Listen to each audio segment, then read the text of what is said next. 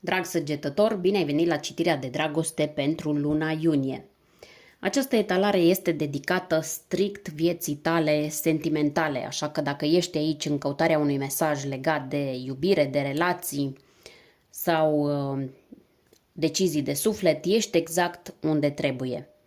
Dacă nu te interesează această temă, îți recomand să urmărești citirea generală pentru zodia ta, acolo unde analizăm aspecte importante ale lunii, cum ar fi carieră, decizii, direcții noi sau lecții karmice. Începând din această săptămână am să postez în fiecare seară la ora 8 analiza astrogramei pentru ziua următoare, cu influențele planetare exacte și cum le poți folosi în favoarea ta. Vom așeza acum cărțile una câte una, fiecare într-o poziție clară, ca să putem înțelege nu doar ce se întâmplă în viața ta amoroasă, ci și de ce. Haideți să vedem care sunt cărțile. Pachetul a fost amestecat foarte bine și înainte.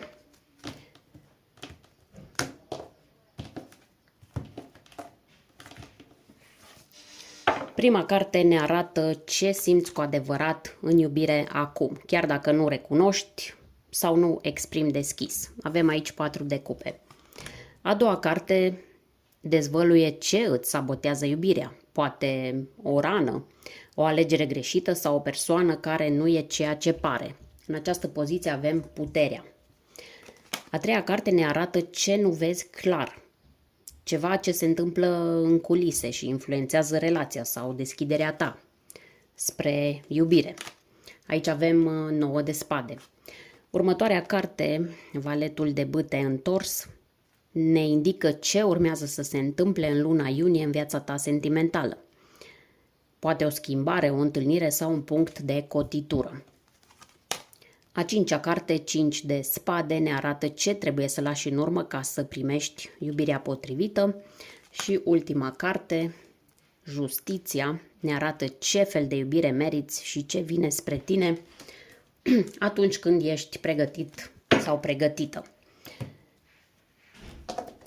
Vom extrage acum și un mesaj oracol, o ghidare pentru sufletul tău exact în acest moment. Un mesaj pe care îl vom interpreta la finalul citirii de tarot, ca să încheiem întreaga poveste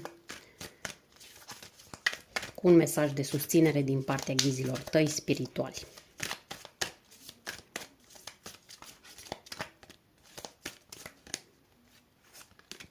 Avem aici numărul 70, adevărul.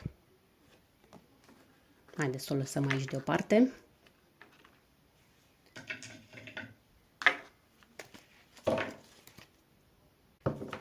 Hai să începem cu prima carte și să vedem ce simți tu cu adevărat acum în iubire. Avem aici 4 de cupe. În inima ta e o tăcere care spune multe. 4 de cupe arată un săgetător care poate părea neatins din exterior, dar care înăuntru trăiește o formă subtilă de deconectare emoțională. Poate că ai fost dezamăgit în trecut, poate ai oferit mult și ai primit prea puțin sau poate ai fost într-o relație în care ai simțit că nu mai e loc pentru tine cu adevărat. Această carte ne arată o persoană care privește în gol la aceste 3 cupe. Ele simbolizează experiențe deja trăite, persoane cu care ai fost, dar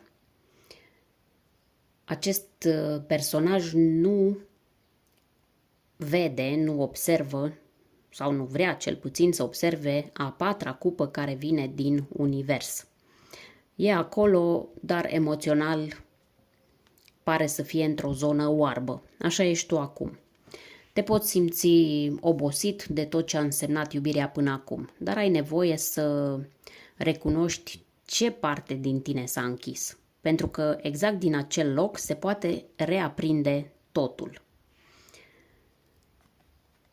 Copacul din spatele personajului vorbește despre un trecut stabil sau fix, dar care nu mai aduce viață. Numerologic, cifra 4 în tarot vorbește despre stabilitate, dar totodată și despre stagnare. Poate în acest moment simți că ai nevoie de mai mult, dar nu știi dacă să ceri sau să aștepți. În cazul tău ca săgetător, care ești un semn de foc și de libertate, această energie poate deveni apăsătoare. Simți așa că nu te mai mișcă nimic cu adevărat, că trăiești o pauză emoțională care te neliniștește în tăcere. Dar tocmai această pauză e poarta spre o revelație interioară. Dacă ești singur sau singură, poți fi în acel punct în care nu te mai impresionează nimeni cu adevărat. Și e ok.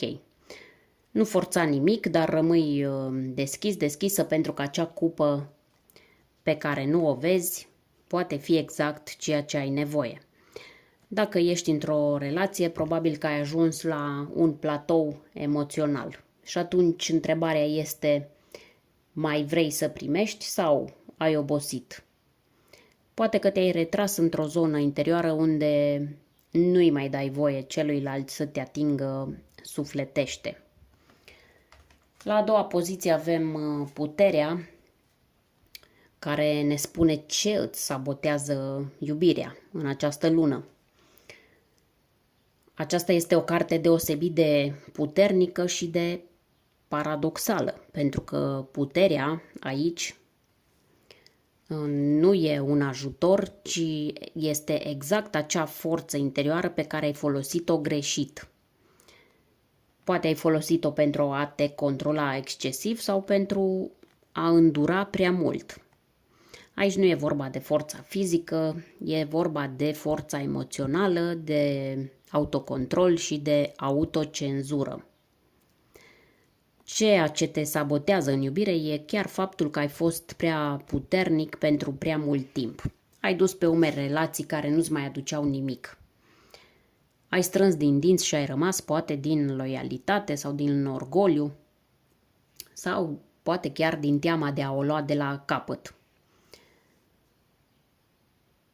Ai putut ierta peste măsură, ai înghițit nedreptăți sau ai avut tendința de a te convinge că poți face față la orice. Iar aici apare capcana, pentru că în iubire vulnerabilitatea e puterea adevărată.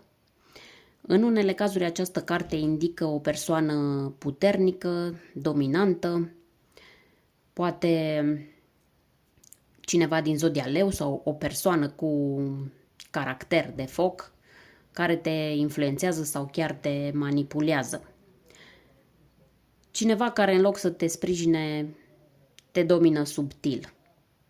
Sau poate tu ești cel sau cea care simte nevoia să dețină controlul, dar asta îți blochează libertatea emoțională. Sabotajul vine tocmai din ideea că nu trebuie să arăt ce simt, trebuie să fiu tare sau poate din faptul că nu mai lași pe nimeni să vadă cine ești tu în profunzime. Dar în iubire nu e loc pentru măști. În plan emoțional e posibil ca o rană legată de control sau de neîncredere să te facă să sabotezi o legătură care ar putea fi autentică. Iar asta vine dintr-o veche luptă în care ai fost rănit și ai decis că nimeni nu te va mai răni așa vreodată. Pentru săgetători care sunt semne independente, apare frecvent lupta între a fi liber și a te lăsa iubit cu totul. Iar uneori iubirea adevărată este exact acel tip de blândețe și încredere pe care te temi să le oferi. Hai să continuăm cu a treia poziție, să vedem ce anume nu vezi tu clar în această perioadă. Aici 9 de spade e ca o alarmă tăcută care sună noaptea în subconștientul tău. Simbolizează griji ascunse, frici pe care le ignori sau nu le recunoști în fața celorlalți și poate că nici în fața ta, pe deplin. Ce nu vezi clar? nu vezi că suferințele din trecut te urmăresc mai mult decât îți dai seama. Poate că în aparență ești bine, poate că îți spui m-am vindecat, dar această carte indică exact opusul. Undeva în interiorul tău încă plângi o relație pierdută, o trădare sau o alegere greșită. Poate nu vezi că mintea ta fuge constant în scenarii negative. În întrebări de genul ce-ar fi fost dacă făceam altfel, dacă spuneam altceva sau dacă tăceam. Oare o să fiu din nou rănit sau merit eu cu adevărat o iubire sinceră? Aceste gânduri rulează pe fundalul fiecărei relații sau fiecărui început de conexiune. Uneori această carte mai apare când persoana cu care ai de-a face ascunde ceva, iar tu simți, dar alegi să ignori. Poate că e o neliniște pe care o ai noaptea, când pui capul pe pernă. Nu o poți argumenta logic această neliniște, dar ceva nu se leagă. Iar 9 de spade îți spune să nu ignori acest sentiment. În alte cazuri, poate că nu vezi clar cât de mult te afectează faptul că ai fost neglijat, că ai iubit și nu ai fost iubit la fel, sau că ai crescut cu ideea că iubirea cere sacrificiu și acum suferi în tăcere când nu mai vrei să te sacrifici. Pentru tine ca săgetător, semn de foc și semn al adevărului, această carte e și un mesaj direct că ai nevoie de adevăr emoțional complet, dar e posibil să nu-l fi primit niciodată cu adevărat. Și poate că nici tu nu ai reușit să-l oferi 100% pentru că nu ți-ai permis să fii complet vulnerabil. Hai să vedem ce urmează să se întâmple în luna iunie. Aici avem valetul de bâte inversat. Această carte în poziția a patra e ca o scânteie care nu vrea să se aprindă complet. Valetul de bâte aduce de obicei entuziasm, flirt și începuturi pasionale. Dar inversat ne arată o frână, o ezitare, ne arată o stare în care ceva promițător nu merge mai departe. Poate fi vorba despre cineva care intră în viața ta și pare că aduce un suflu nou, dar care dispare brusc, fără explicații. Poate că această persoană nu este pregătită emoțional sau are o energie imatură, de tip azi da, mâine ba. O energie care îți lasă un gust amar. La un alt nivel poate fi și un mesaj despre propria ta stare interioară în această lună. Dorința de a face un pas spre iubire e acolo, dar ceva te ține pe loc. Poate e frica să nu repeți o greșeală, poate e dezamăgirea din trecut sau pur și simplu faptul că te simți secătuit de energie. În unele cazuri, valetul de bâte inversat mai apare și când primești mesaje de la cineva cu care ai avut o relație intensă, dar instabilă. Cineva care vine și pleacă, vrea atenție, dar nu oferă stabilitate. E acel tip de relație care aprinde focul, dar nu încălzește casa. Pentru tine, ca zodie de foc, care are nevoie de aventură, dar și de sens, această carte te provoacă să nu te lași atras în ceva superficial. Poate părea interesant pe moment, nu zice nimeni că nu, dar dacă nu există substanță, nu îți va aduce ceea ce cauți tu pe termen lung. Care este concluzia acestei poziții? Concluzia e că în iunie ceva apare, dar nu rămâne. Sau rămâne doar dacă tu alegi să clarifici intențiile și ale tale și ale celuilalt. Așadar, fii atentă la ce vrei cu adevărat și nu te lăsa orbit de vorbe frumoase fără acțiuni clare. 5 de spade ne spune ce trebuie să lași în urmă ca să primești iubirea potrivită. Aceasta este una dintre cele mai delicate cărți în iubire. 5 de spade vorbește despre conflicte, despre orgolii, certuri în care chiar dacă câștigi în ghilimele, de fapt pierzi ceva mai important. Pierzi liniștea sufletească sau conexiunea reală. Aici poate fi vorba despre o relație din trecut care a devenit un teren de luptă. O relație unde era mai important cine are dreptate decât cine iubește cu adevărat. Sau poate fi vorba că ai rămas cu o atitudine de apărare, de neîncredere, după ce cineva te-a rănit profund.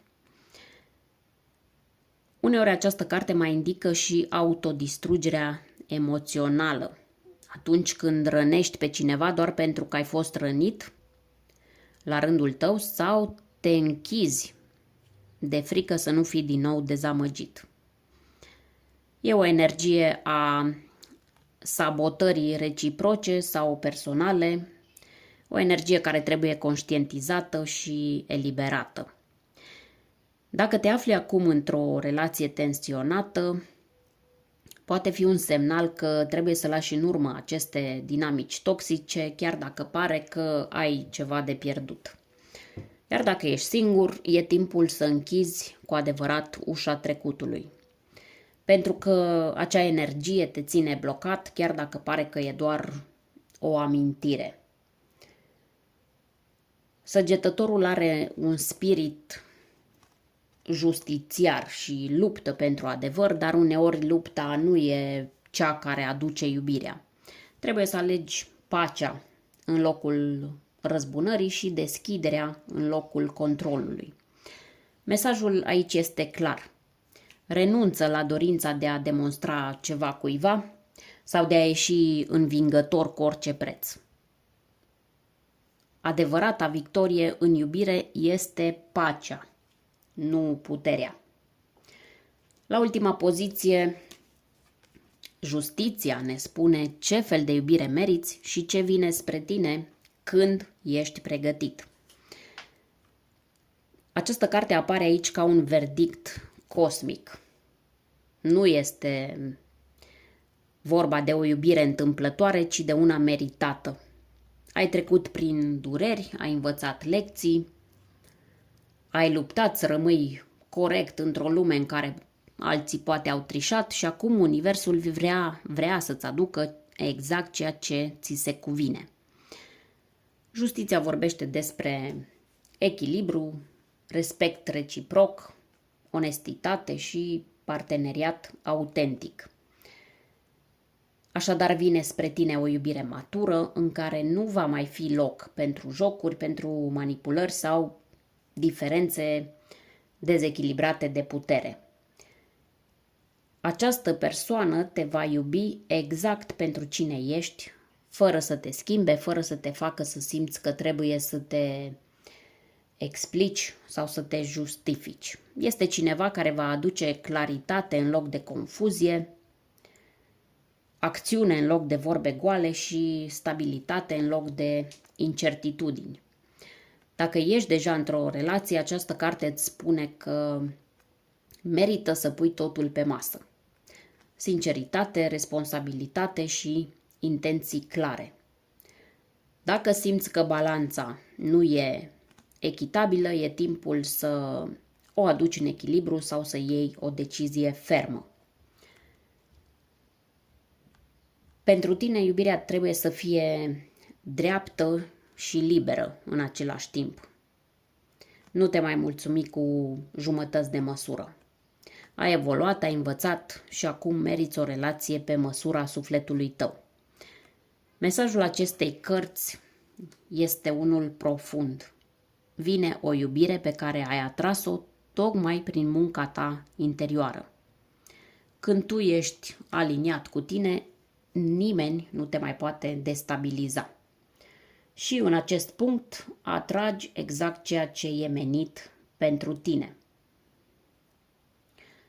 În concluzie, luna iunie te provoacă să vezi adevărul din viața ta amoroasă, chiar dacă nu e mereu confortabil. Ai ajuns într-un punct în care nu mai vrei firimituri, vrei totul, vrei sinceritate, echilibru și iubire reală. Nu te teme de ce lași în urmă, pentru că ceea ce vine e mult mai aproape de cine ești tu cu adevărat. Hai să trecem acum și la mesajul oracol din pachetul de cărți Vocea Ființei, numărul 70, Adevărul. Această carte vine ca o confirmare puternică. În iunie, adevărul iese la suprafață. Nu doar în relațiile tale, ci mai ales în interiorul tău. Ce vreau să spun cu asta? Vreau să spun că e posibil ca ceva ce ai simțit de mult, dar ai ignorat, să se clarifice acum. Poate o promisiune nerespectată, un partener care spune doar ce vrei să auzi, sau poate chiar o relație care se bazează pe fantezie, nu pe realitate. Dar acest adevăr nu vine să te rănească, vine să te elibereze. Să-ți spună asta e iubirea pe care o meriți, nu ceea ce ai acceptat până acum. Cifra 70 redusă la 7 în numerologie vorbește despre înțelepciune interioară și curajul de a acționa cu integritate. Nu mai e loc de amânări, de ezitări sau de iluzii.